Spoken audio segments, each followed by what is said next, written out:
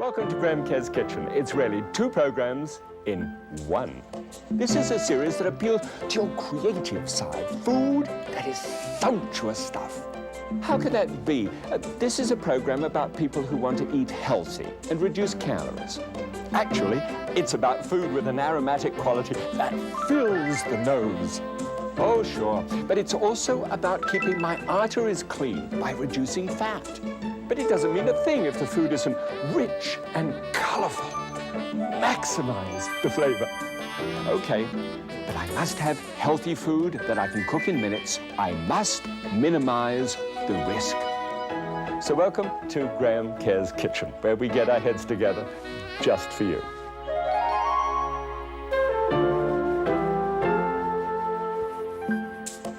Well, I'm so glad you've joined me today because I've got something which is getting cooked up now, which is absolutely super. As a matter of fact, it's a kind of Chinesey thing, stir-frying and all that sort of marvelous stuff. And it isn't really a product of my own mind at all. It's really a product of yours. Because I don't know whether you noticed, but in the back page of all my books, I've got a little back page which says, I'm trying to find where it is now, it says here, let's stay in touch. And I'm creeping out of the US mail thing.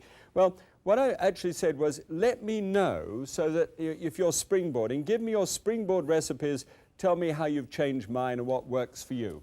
This is really what I want. And so to follow up on that one, we sent out 10,000 of these food preference sheets, and you filled them in, and you've sent them back, and I can pick one just at random like that, and I picked Chester Jarrow just at total random, you see, and found a very interesting fellow. Here's Chester. Let me introduce him to you. Chester is married, got 2 boys, 4 grandchildren. His mum is Polish and his dad is Polish. I guess that makes him first-generation American. In 1971, he had a couple of bypass operations and an angioplasty. And so he has a family history which half have gone with cancer and half have gone with heart disease. So Chester, with every good reason in the world, my friend, you really are into low fat. And I'm thrilled to be able to hear that. Now, you have actually filled in this food preference form for me, and thanks very much for that. And I noticed that you like Chinese food and stir-fry, you know, kind of goes with Chinese, that you like the technique that we did on poultry and their skin on, and think it's absolutely essential that you take the skin off at the right time. We'll talk about that in a moment. And then stir-fried vegetables, one of your favorite recipes. Ginger you like. I didn't ask whether you like crystallized ginger, but let's hope you do, because that's what we're going to do today. Duck, and I haven't done duck, I don't think, maybe just one other time. And so here's a very unusual dish. By the way, this can be done with chicken, but duck is going to be done today. Every day you've got fruit in the fridge and you eat it every day, wonderful. Carrots are good for you. Soy sauce is another one of the little things that you like to season food with. Okay, so we put all of that together in a kind of exotic stir-fry. Do I see how it's done? Come on through.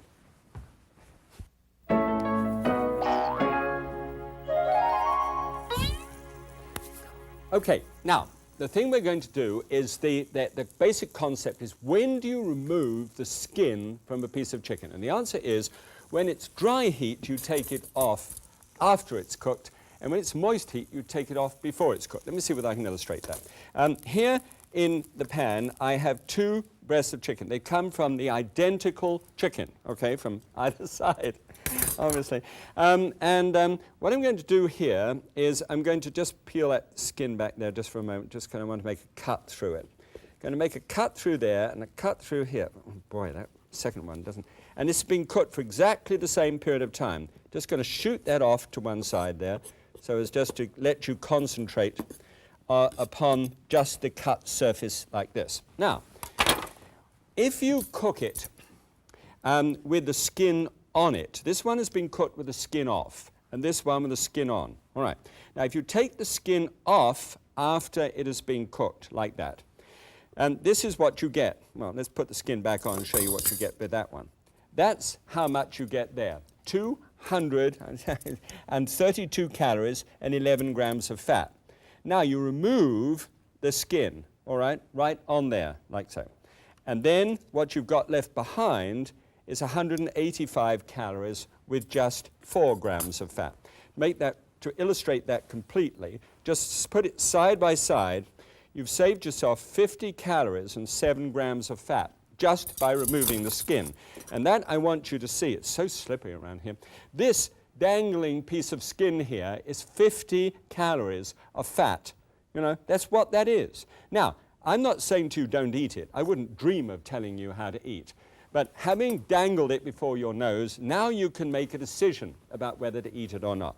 And I would suggest to you, forget the calories and everything else right at the moment. The big thing is how moist it is. This one I can press and there's moisture. This one is dry. That's because 70% of the total value of a muscle of meat of any kind is about 70% water. So the water evaporates off the top, but when you've got skin on the top of it, that stops the water from evaporating, and it simply piles back into the chicken breast again. It seems to be such a good idea. I'd hate to think of you not doing that. Now, the one thing is when you've got a moist heat method, like a braise or something like that, where the whole thing goes into a dish and the fat stays in the dish, then it's a good idea to take the skin off first. Okay? Does that make sense? All right. Now let's see what's on the menu today. Today on Graham Kerr's Kitchen, stir-fried breast of duck and lychees. Sliced duck breast is cooked with root ginger syrup, soy sauce, and lychees. Okay, Chester, this is your duck. First of all, the stock for it, because we want to be able to get some stock reduced. And so I've got 2 cups of stock here and a nice hot pan and a large pan. The larger the surface, the area of the pan that you can get when you want to make a quick stock reduction, the better. I'm going to show you how to make the stock and everything else, don't worry. And then this is a can of lychees. Now, lychees is the way it's pronounced. Lychees would make you think, my goodness, duck and something out of a swamp? I mean, this is it. I'm switching channels, so please don't do that. I'll show you what these are. Move over, Henry. I'm going to get to you in a moment. I don't know whether it's Henry actually or Mabel, but anyway, we'll stay with it. Here, this is a lychee. And it's got a sort of waffled colored thing. Looks like Mars would be in close-up. And then turn it a little bit, and it's white and sort of a little belly-like, actually. And when you take them out, they've got a lovely nut which comes out of this cavity here. It's a waxy, beautiful, sweet fruit that I think you're going to enjoy if you can find those. In fact, they should be around.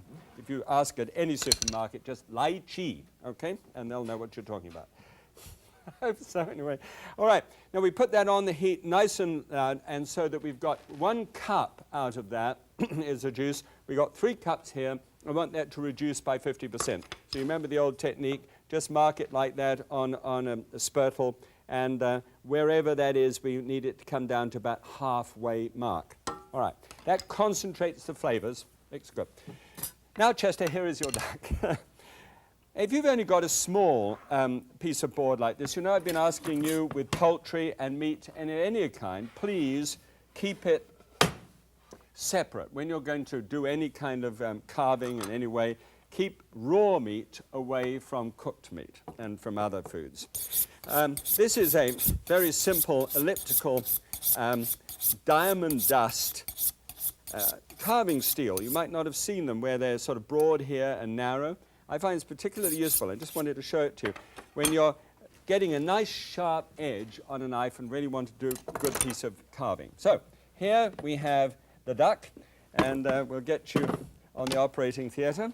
And here, by the way, remember always, this is poultry and this is a dish which is done with duck but could easily be done with chicken. And in much the same way that I'm doing here, you can actually get the breast of chicken separate and start from there. It's not often that you can buy breast of duck separated in a market, and if you do, you'd probably have to pay through the nose to get it.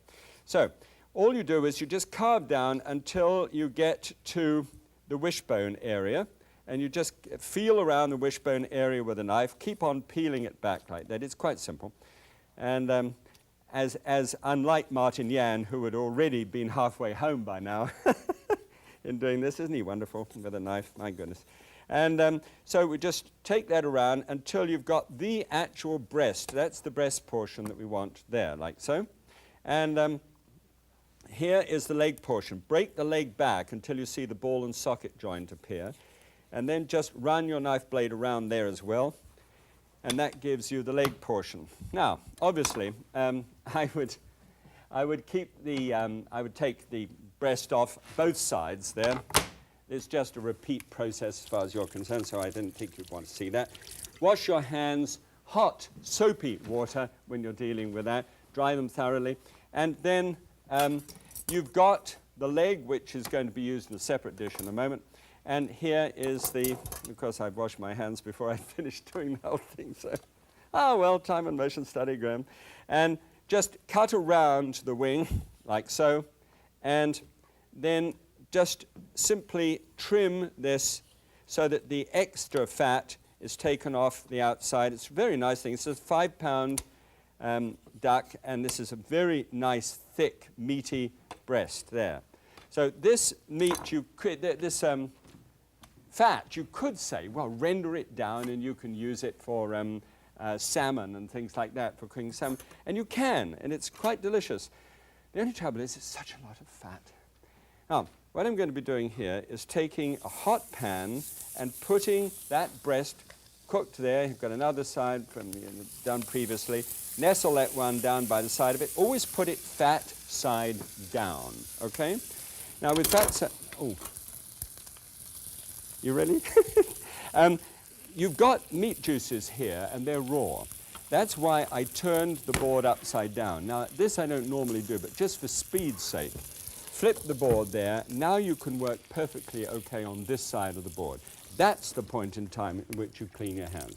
I'm so keen on doing this because, you know, we go to such a lot of trouble to have low fat and low salt and that kind of brisk cooking. But, you know, I don't feel I've done enough for you in terms of making sure that we don't get sort of, you know, odd little bugs and things, you know, out of our food as well. Okay? So, there we are. Now, this is going nicely. This is boiling down. These are sort of on that one side, and you'll see what's coming there is not water already out of that fat on the on the breast there. That is just oil. Now, we'll just turn that round the other side. It looks fabulous. It's very plump, and those are just clenching up at this time. There's enough now that you can actually take that, and strange as it may seem, what you do is you pop it in the oven. Make sure that your pan will go to 350 degrees Fahrenheit. They always tell you that on the label. And this is at 350, and it's going to be in there for just half an hour. At the end of the half an hour, what will happen, you'll take it out, and one of the duck breasts will have disappeared. Well, matter of fact, all that really happens is that it shrinks quite a lot, as you can see. I just wanted to show you what it would look like. Take it out, put it on a plate, don't let it set in the juices. Make sure that you never handle the handle because that's very hot. Throw that stuff away. Now, if you live someplace where you put the fat down the drain, you could clog it up. So it's an idea just to set it and then make sure that, you know, it goes out with the garbage. Right. Okay, now over here, this is where it's important. If you're going to do a braised dish, right? This I'm doing here is a sauté and it's baking, and that's what we call dry heat. But if it's a moist heat dish in a casserole or something, then take the skin off beforehand, and I'm going to drop that down now into some broth, and I'll put that on the heat later on and just simmer that and get it nice and slow and tender, and then I can make a casserole dish out of that one because you can't stir fry the legs. It needs much more cooking than just that half an hour in the oven. Does that make sense?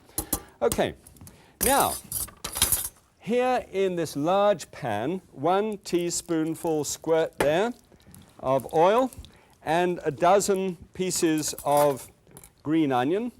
And we're just going to diagonally slice the green onion through about halfway, so it's got some green and some white pieces there, and just drop those down into the pan. And automatically and instantly, that lovely fresh fragrance hits you. Half a red pepper, a sweet pepper, and drop that down into the pan too. And we just simply give that a good shake and let that just simply roll around in the pan there, looking great in terms of colors. Now, whilst that's sautéing there, I've got here the ingredients that I would use by taking what is left of that carcass, of the duck carcass, and putting that with onion, a nice medium-sized onion, and carrot and celery, and a little hunk of parsley there and a bay leaf, a few peppercorns, a couple of cloves, and some thyme. You know, one of our standard things. Put it in, brew it all up together. Takes about an hour and a half, 2 hours of slow simmering. You have great duck broth. That's what I put over here to reduce while that was going on. Okay? Now, this is going nicely. On top of that, a water chestnut. One of these days, I'm going to make a program for you when water chestnuts are in season. And I'm going to be thrilled to show you what a real water chestnut looks like. This is a real water chestnut, but it comes in the canned form. Very crunchy. You bite into a piece and it's so hard to be able to describe to you what it's like, but it's very good and wonderful when you put it in a dish like this one. Because when you start to fry that together, you've got this tremendous combination of flavors. It truly is good. And I want to turn that one off. Oh, good. I made it.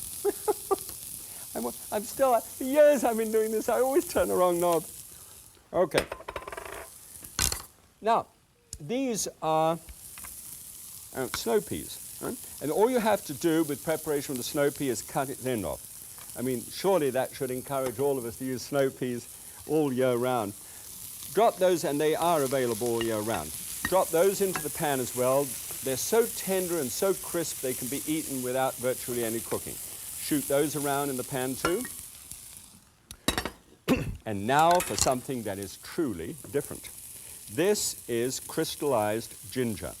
That's ginger root, which is traditionally made into the sort of ball shapes just by trimming it and then running it around like something like a potato peeler, but much smaller. And then that's boiled and refreshed and boiled and refreshed and boiled and refreshed until it's absolutely transparent. It's almost, you can almost see my knife whizzing through it, can't you?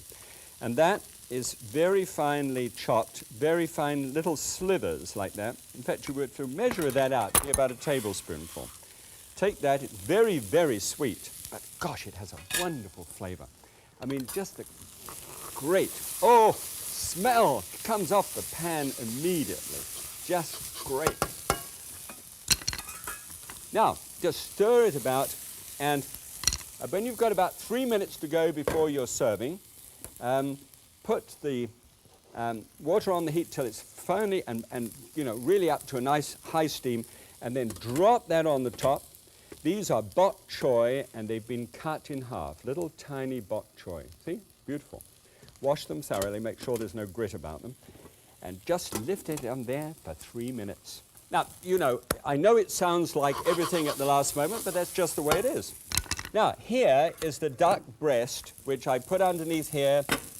Obviously, the skin is taken off, and that is sliced fine. You'll get 40 nice, thin slices to be able to put down into the top.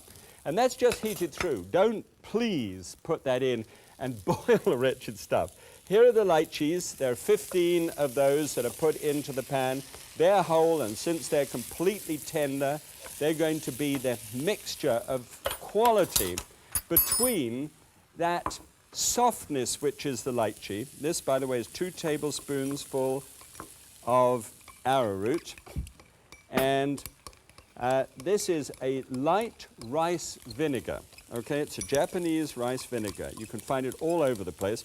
And here's a light, everything's light, isn't it? Low sodium soy sauce.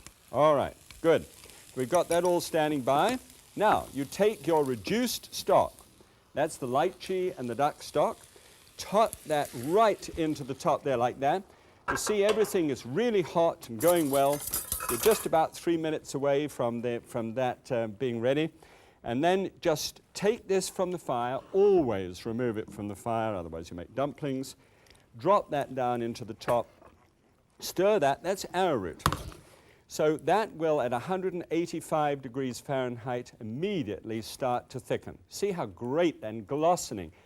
Look at how it brings the colors out of that. Phenomenal. Okay. Now, you're ready. Get the dish out of the oven that you're going to serve it on. nice and hot. Serve the rice on the side. And then, where's my... And everybody's ready. Said, where's the food? Coming. Be there in a second. And then serve the bok choy like that. 2 pieces of bok choy, one up and one down if you like, or just both together. Fan out the leaves there. And then grab this glistening mix. Oh, look how that looks. Now that's a whole portion. Imagine how that looks, Chester. And it tastes wonderful. Put some rice on the side. Just drop it down out of, the steaming rice way that we've got it. And it's ready to test. Come on, let's see how it tastes. Well, this is truly an elegant looking dish. I'm going to compare that with a duck salad. And I'll show you what the numbers are like on this one. $8.57 for duck salad. Seems a lot for a salad, but it can be when the oil is high. Look how high that oil is at 51 grams. We're going to go for just 10 grams and from 9 in saturated fat down to 3, which means that we've got a dish which is coming out at 17% of calories from fat. Awfully good. Down to 47 in cholesterol from 300 a day, 398 for sodium, which is good, and down to 83 for the carbohydrates. Now, I need half an hour for this. Oh, boy. The duck is so tender. Oh, and I'll tell you, if you can get that lychee and the ginger syrup is gorgeous. It's hard to attack the bok choy with chopsticks, but with practice you'll learn. And then, of course, into the rice. It is very elegant. It is gorgeous, teeming colors. It's really quite sweet because of the lychee. It is sweet because it's been canned in syrup, and we reduce that syrup with the duck stock. But once you've done that, if you like a sweetness, and I asked everybody on our crew, is that too sweet for you? No, not a bit of it. Well, we may all have sweet tooth, who knows? If you don't like it quite so sweet, a little bit of lemon juice in there would do wonders. Don't forget, it's your taste and your love for food that makes springboarding a success. Okay, come on. Okay, an extra meal idea. And this is always something that you can do with doing the main dish and can do for the future. Here is that leg. You remember we put the legs into some broth, cook them very gently for just 1 hour. When they come out, you strip them down and they look just like this. You just take them off the leg and you've got quite a nice lot of meat. So my idea would be, whilst you're making the other dish, just simply simmer this on the side and then pop it away in the deep freeze, and you've always got it, take it off the bone first of all, and then pop it together. Now you may like to put it with some roasted peppers. These are peppers, all I did was to take half a red pepper and a yellow and a green one. Well, you could make them all reds, but they look such a nice color. And then a little freshly grated ginger, about a tablespoonful. And just fry that in just 1 teaspoonful of oil and saute that together, and this is what you've got. Looks great, doesn't it? Just like that. Well, then you take some of the broth that you've kept on the side, and that broth, as you pour it into the pan, deglazes the pan. And I've got just on half a cup there, and half a cup of pineapple juice. And I love duck with fresh pineapple juice. There's a whole cupful of fresh pineapple juice there, just stirred into the top. There's nothing quite so refreshing as that rich taste of duck, even with the rich skin taken off it. It just feels rich. And then what you do, you get this up to a nice heat like that, just take it off the stove and put on 1 tablespoonful of arrowroot and just a little bit of the, just a little bit of the pineapple juice, and just stir that around, and you'll find that'll come to the boil in no time flat. Now, what I did here was to take some rice and also some bok choy, all right? Now, don't forget, you always put just a tablespoonful of soy sauce, just to lighten up that slurry there. Now, the best thing about arrowroot is that when it thickens in a hurry. About 15, there we go. That's about 185 degrees Fahrenheit, and it's done. Look what that looks like with that duck there on the plate, and there's peppers. And most of that, you see, is been done already. That's the whole idea, the secret about these extra meals. And with that fresh pineapple, never overcooked. Oh, that goes so well. It's just a great dish. Okay, don't forget, always think of something up ahead of time. Takes a sting out. God bless. Well, P.S. for Chester. Hey, keep on there, Chester. You know, you said just a steak once a week. How about once a fortnight now? You can have a duck in between. All right. Thanks for being here.